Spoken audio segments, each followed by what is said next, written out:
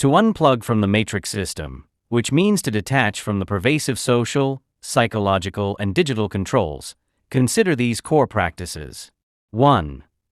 Question everything. Examine beliefs, assumptions, and information critically. Research beyond mainstream narratives, cultivating healthy skepticism and intellectual independence. 2. Practice digital minimalism. Limit exposure to digital media and carefully choose when and why you engage. This reduces external influences and increases mental clarity. 3. Strengthen self-reliance. Build skills that support independence: cooking, repairing, financial literacy, and basic survival skills. Self-sufficiency minimizes dependency on consumerism and external systems. 4. Mindfulness and reflection. Meditate or spend quiet time to center yourself. Mindfulness helps you observe your own mind, developing resilience to distractions and manipulation. 5. Develop true connections.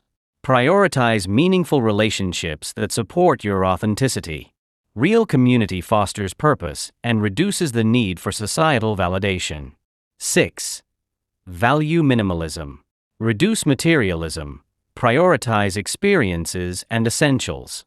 Owning less helps decrease attachment to societal norms and expectations. 7.